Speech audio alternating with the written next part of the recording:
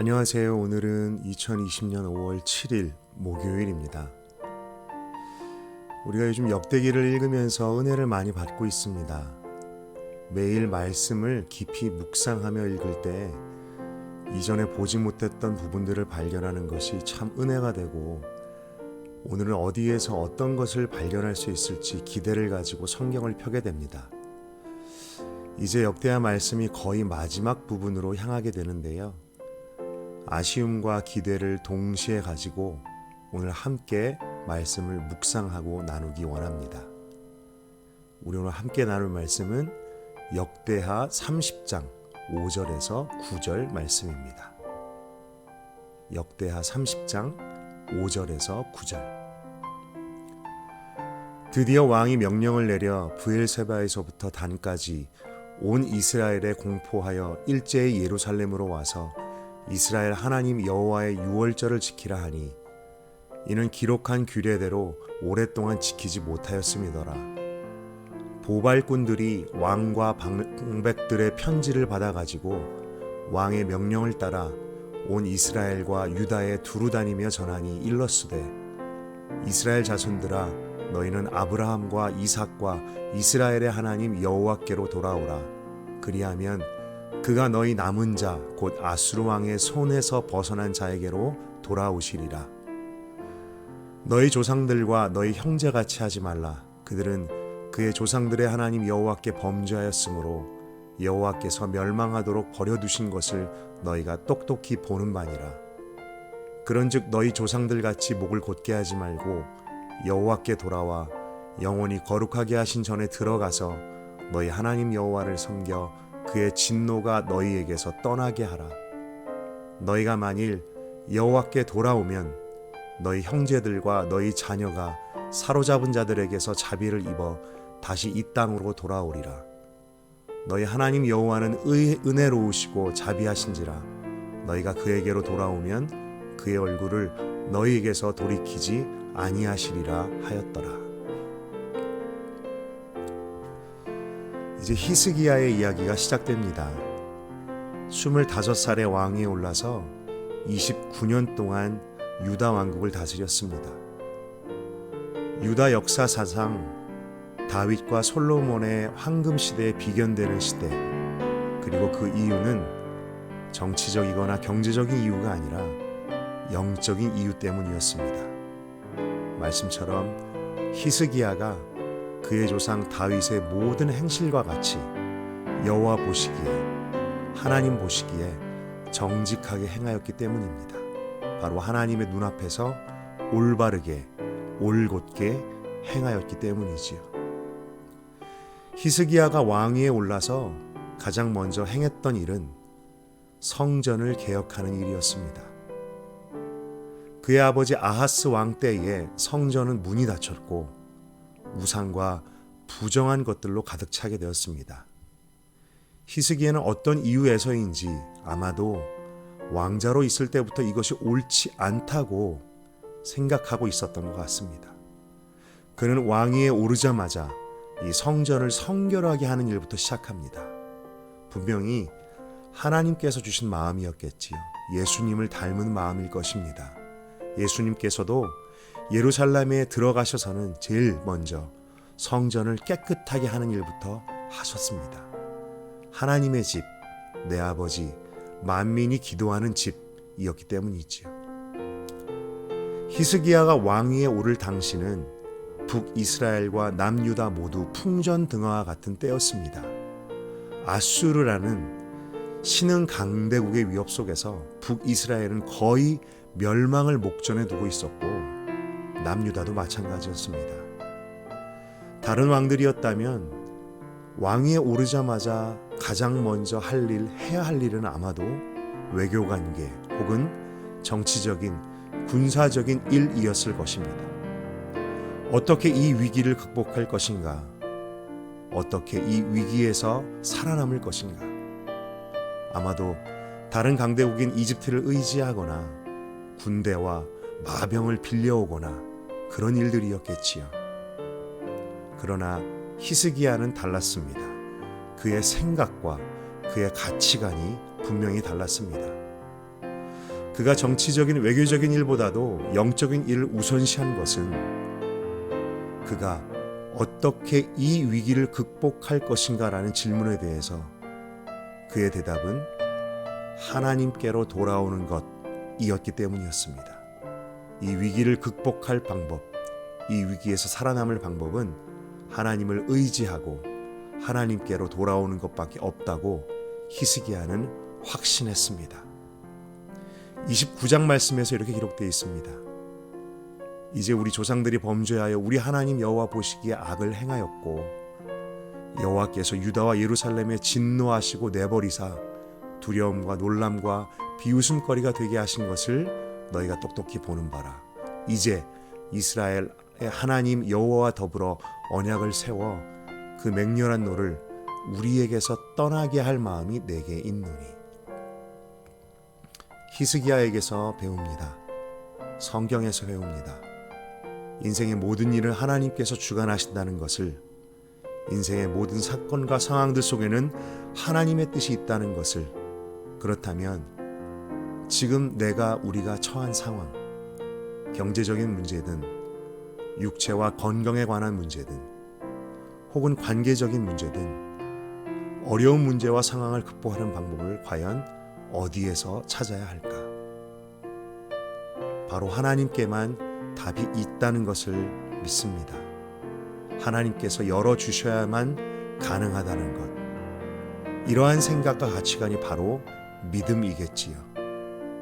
나의 오늘의 상황과 오늘의 사건들을 믿음의 눈으로 해석하는 것, 바로 믿는 우리들에게, 하나님의 자녀된 우리들에게 정말 필요한 것일 것입니다. 히스기야가 성전을 깨끗하게 한 다음에 두 번째로 한 일은 바로 유월절을 지키는 것이었습니다. 희한하게도 성경을 보면 하나님을 향한 열심이 있는 사람들, 그런 왕 혹은 그런 지도자들은 다 하나같이 나라를 개혁하고 바로잡는 데 꼭 하는 일이 있었습니다. 바로 유월절을 지키는 것이었습니다. 이것이 하나님 앞에서 중요한 일이었기 때문에, 그리고 그 마음들이 하나님으로부터 왔기 때문이었겠지요. 유월절은 바로 자신들의 정체성을 다시 세우는 일이었습니다. 자신들의 하나님을 향한 믿음과 하나님과 자신들과의 관계를 다시 세우는 일이었습니다. 바로 왕과 애굽의 압제로부터 이스라엘을 구원해내신 하나님을 기억하는 일, 자신들이 하나님의 백성임을 바로 기억하는 일이지요. 히스기야는 오래도록 지키지 않았던 유월절을 지키기로 마음을 먹습니다. 그런데 이것이 자신과 자신의 나라 예루살렘 성과 유다뿐만이 아니라 바로 단에서 브엘세바까지 온 이스라엘 백성들이 지키도록 해야 한다는 마음을 먹게 됩니다. 이때는 성전을 정화하였던 일, 개혁하였던 일, 그때 이후로 시간이 좀 흘렀던 것 같습니다. 유월절을 지키도록 명령을 내렸던 때에는 이미 북이스라엘이 멸망당한 이후로 보입니다. 히스기야는 자신이 다스리는 유다와 예루살렘뿐만 아니라 아수르에 의해 폐허가 되고 가족과 이웃들이 포로로 끌려갔던 그 아수르 제국의 손을 피해서 그 땅에 남은 자들, 그들을 이 유월절을 지키는 일에 초청하고 함께 하고자 했습니다. 사실 이 일은 히스기야가 하지 않아도 되는 일이었습니다. 자신의 왕국을 잘 지키는 것이 급선무일 텐데 자신의 나라나 하나님의 진노를 피하도록 잘 다스리고 돌아오게 하는 것이 더 중요한 일이었을 텐데, 그럼에도 히스기야는 자신의 왕국과 왕위뿐만이 아니라 고통당하고 버림받은 것 같은 그들의 형제 자매들의 일을 외면하지 않았습니다. 외면할 수 없었던 것 같습니다. 하나님께서 주신 마음이 분명하지요. 그리고는 그 마음에 순종하여서 그들을, 북이스라엘의 멸망당한 백성들을 유월절을 지켜서 언약을 새롭게 하고 하나님께로 돌아오게 하는 일에 초청합니다. 그리고 그들을 초청하기 위해서 편지를 쓰고 그 편지를 보발꾼이라는 사람들을 이스라엘 각지로 보냅니다. 이 보발꾼이라는 사람들, 명칭에서 나온 것처럼 걸어다니며 뛰어다니며 이스라엘 방방곡곡에 메시지를 전하는 사람들, 일꾼들입니다. 그리고 그 메시지는 하나님께로 돌아오라는 메시지였습니다. 흩어져 있는 이스라엘의 형제들아, 버림받고 고통 중에 있는 나의 형제들아, 우리가 하나님께로 돌아가자. 그러면 하나님께서 너희에게로 돌아오실 것이다. 그러면 너희가 아수르의 압제의 손에서 벗어날 것이다. 그러면 너희의 자녀들이 이 땅으로 돌아오게 될 것이다. 하나님께로 돌아가자. 히스기야가 보내고 보발꾼들이 전했던 메시지는 바로 복음의 메시지였습니다. 히스기야와 같은 시대를 살았던 이사야 선지자가 말하였습니다. 좋은 소식을 전하며 평화를 공포하며 복된 좋은 소식을 가져오는 그 소식을 전하는 사람들, 그 산을 넘는 발길. 어쩌면 이사야 선지자가 말했던 그 사람들의 발이 이 보발꾼들의 발일지도 모릅니다. 이들을 보고 기록한 글일지도 모릅니다. 그 이사야의 글처럼 얼마나 복된 말일까요? 얼마나 복된 하나님의 일꾼들인가? 히스기야가 보내었던 초청의 메시지, 그리고 그 메시지를 방방곡곡 뛰어다니며 전했던 보발꾼들, 이들을 보며 생각해 보게 됩니다. 히스기야는 사실 그렇게 안 해도 됐었는데, 북이스라엘이 실제로 멸망당했을 때 이때 자신의 왕국의 위협은 더욱 컸을 텐데, 그럼에도 고난과 어려움 가운데 있는 동족들을 돌아볼 수밖에 없었던 마음. 그에 비해서 내 속에는 어떻게 이렇게 나만 잘 믿으면 되지라는 마음만으로 가득한가? 나는 어찌 이리도 이웃과 형제들, 고난과 어려움 가운데 있는 지체들을 돌아보지 못하는가? 게다가 복음의 소식을 듣지 못해서 구원을 알지 못하고 생명과 평안의 길을 알지 못하는 이들을 향한 안타까움이 나에게는 왜 이렇게 없을까? 이들을 향한 열심과 복음을 전하고자 하는 노력이. 우리가 오늘은 이 보발꾼들을 위해서 기도하는 하루가 되었으면 좋겠습니다. 내가 이 복음의 소식을 전하는 보발꾼이 될 수 있기를, 내가 사는 자리에서, 내가 살아가는 오늘의 삶의 현장에서, 가정에서, 일터에서, 바이러스로 인해서 가뜩이나 좁아진 상황이지만 주님께서 허락하신 오늘 나의 삶의 자리에서 내가 복된 소식을 전하는 보발꾼이 될 수 있도록, 그리고 또한 지금도 오늘도 전 세계에서 땅끝에서 하나님의 보발꾼이 되어서 입술로 삶으로 복음을 전하는 선교사님들을 위해서 기도하는 하루가 되기를 원합니다. 10절 말씀을 보니 보발꾼들이 이스라엘 각지 전국 방방곡곡에서 하나님께로 돌아오라는 복음의 메시지를 전했을 때 사람들은 그들을 조롱하며 비웃었다고 합니다. 그때나 지금이나 똑같습니다. 진리의 메시지, 구원의 메시지, 그들이 정작 살 수 있는 유일한 방법을 전함에도 사람들은 비웃습니다. 그렇기 때문에 더더욱 우리의 기도가 정말 필요합니다. 전 세계의 보발꾼들이 조롱과 거절에도 불구하고 힘을 잃지 않고 입술로 복음을 전하며 삶으로 복음을 전할 수 있도록. 그런데 이 보발꾼들의 노력과 수고가 헛되이 보이는 가운데에도 그 가운데 몇 사람이, 지극히 적은 숫자가 그 소식을 듣고 예루살렘으로 왔다고 합니다. 그들이 스스로 겸손한 마음으로 이 복음의 소식을 받아들이고 유월절을 지키러, 언약을 새롭게 하러 예루살렘으로 돌아왔다고 기록하고, 그리고 12절 말씀은 이 모든 일들을 하나님의 손이 하셨다라고 기록합니다. 말씀을 읽고 묵상하며 선교와 전도를 위한 우리의 기도가 너무나 중요하다는 것을 깨닫습니다.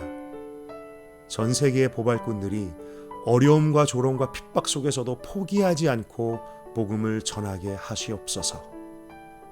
그렇게 그들이 전한 복음의 소식을 듣는 이들이 스스로 겸손할 마음을 갖고 그 메시지를 듣게 하시옵소서. 그리고 하나님의 손이 전도와 선교의 현장에서 역사하셔서 사람들의 마음을 움직여 주시옵소서. 우리는 이렇게 기도해야 합니다. 우리 모두가 전도와 선교에 대한 마음의 빚을 갖고 있다라고 생각이 듭니다. 나도 그렇게 해야 되는데, 하지만 그렇게 하지 못하는 미안하고 죄송한 마음, 현지의 선교사님들에게 그리고 하나님께, 그렇다면 우리는 더더욱 이 마음을 가지고 더 기도의 자리로 나아가야 하지 않을까요?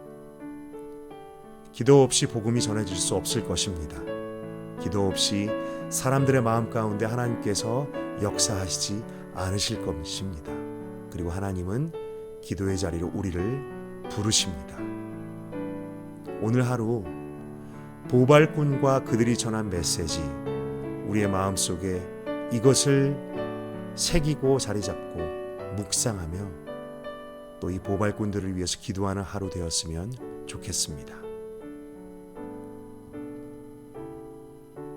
우리 함께 묵상해 보았으면 좋겠습니다.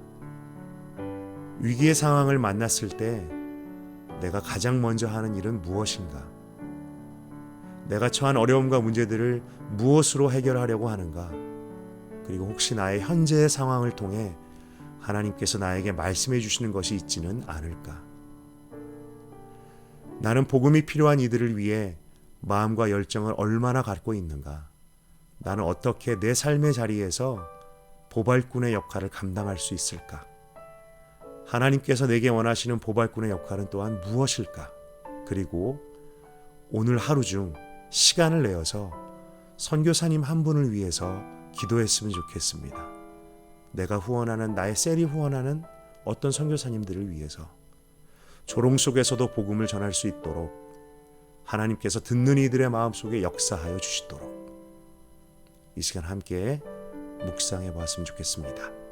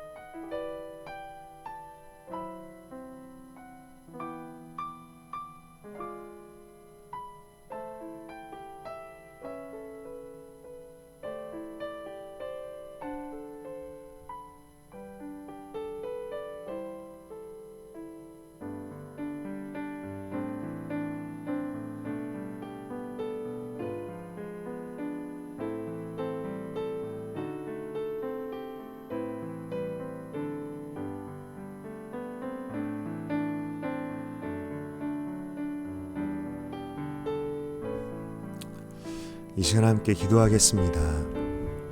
하나님 아버지, 오늘 말씀을 묵상하며 또 너무나 오랫동안 잊고 있었던, 내가 보지 못했던, 마음을 쓰지 못했던 복음이 필요한 사람들에 대해서 다시 한번 생각하게 합니다. 하나님, 제 속에 너무나도 이 그들을 향한 주님의 마음이 없는 것을 용서하시고 이 말씀 가운데 부르시는 주님의 음성을 듣게 하소서. 하나님, 우리가 허락하신 삶의 자리에서 복된 소식을 전하는 보발꾼이 될 수 있기를 원합니다. 내가 어떻게 그 일을 감당할 수 있을지 가르쳐 주시옵소서. 또한 오늘도 전 세계에서 보발꾼이 되어서 복음의 소식을 전하는 선교사님들 주님 손에 올려드린 오니 조롱 속에서도 그 일을 감당케 하시고 또 그들이 복된 소식을 전할 때 하나님께서 듣는 이들의 마음 가운데서 역사하여 주셔서 그 소식을 듣고 하나님께로 돌아오는 이들이 있을 수 있도록 하나님 오늘도 일하여 주시옵소서. 모든 말씀 예수님의 이름으로 기도드렸습니다. 아멘.